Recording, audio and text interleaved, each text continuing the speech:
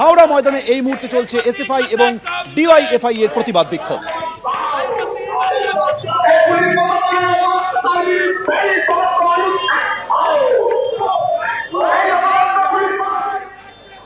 আমাদের সঙ্গে এই মুহূর্তে হাওড়া ময়দান থেকে সরাসরি রয়েছে আমাদের প্রতিনিধি সুনীত হালদার। সুনীত, এসএফআই এবং ডিওয়াইএফআই এর তরফ থেকে প্রতিবাদ বিক্ষোভে সামিল হয়েছেন, তারা কি বলছেন, তারা কি দাবি তাদের?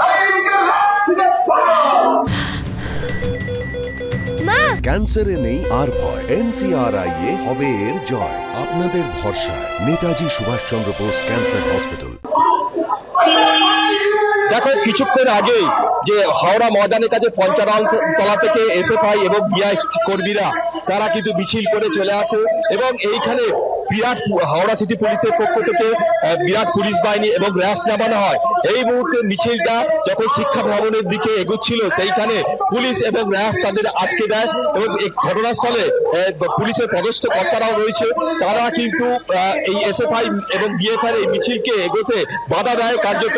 এখন এই মুহূর্তে পদস্থ কর্তাদের সঙ্গে নেতৃত্বের কথা চলছে, কিন্তু কোনো অবস্থাতেই তাদেরকে সামনের দিকে আর এগোতে দিচ্ছে না।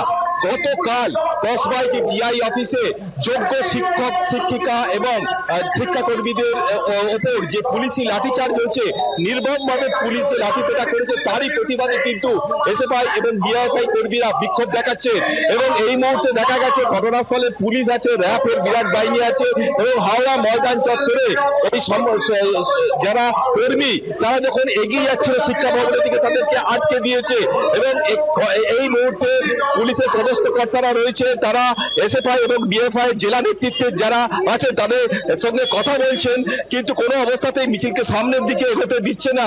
তারা এসএফআই এবং ডিএফআই এর পক্ষ থেকে যেটা দাবি করা হচ্ছে যে পুলিশ যারা মারধর করেছে তাদেরকে শাস্তি দিতে হবে এবং পুলিশ মন্ত্রীর পদত্যাগ, অর্থাৎ মুখ্যমন্ত্রী মমতা বন্দ্যোপাধ্যায় যে পুলিশ মন্ত্রী রাজ্যের তার পদত্যাগ দাবি করেছে এবং একই সঙ্গে তারা পুলিশের বিরুদ্ধে তারা স্লোগান দিচ্ছে এই মুহূর্তে এবং এই ঘটনাকে ঘিরে উত্তপ্ত পরিবেশ তৈরি হয়েছে।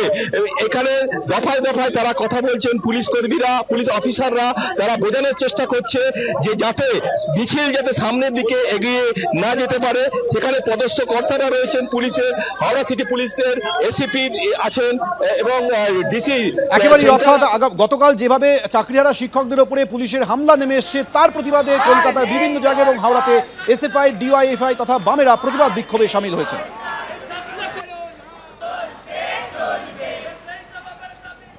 গতকালকে শিক্ষকদের উপরে আজকে অসহায় চাকরিহারা যে শিক্ষক শিক্ষিকারা তাদের উপরে যেভাবে লাথি মারা হয়েছে, লাঠি ছেড়ে দিলাম, পেটে তো লাথি হয়েইছে, এরপরে গায়ে লাথি তুলেছে পুলিশ, এর যে ধিক্কার জানানোর ভাষা নেই। আজকে ধিক্কার মিছিল কালো ব্যাজ পরে শিক্ষক শিক্ষিকা থেকে শুরু করে সমস্ত ইন সার্ভিস টিচার্সরাও এসেছে, আজকে এই ধিক্কার মিছিলে অংশগ্রহণ করছে। কালকে যে ছোট ভাই বোনদের, আমি দীর্ঘদিন 20 বছর শিক্ষকতা জীবনে রয়েছি, কিন্তু ছোট ভাই বোনদের কালকে যেভাবে মারা হয়েছে, বর্বরোচিত আক্রমণ, এটা আমরা থাকতে পারিনি। আজকে ছুটি না হলেও ছুটি নিয়ে আসতাম এবং আমাদের তীব্র প্রতিবাদ জানাই, আমরা ধিক্কার জানাচ্ছি সেই অবস্থার, কালকের অবস্থাটা দেখেছি আমরা মিডিয়াতে। আমরা থাকতে পারিনি, আমরা সুষ্ঠুভাবে কিভাবে কাজ করব।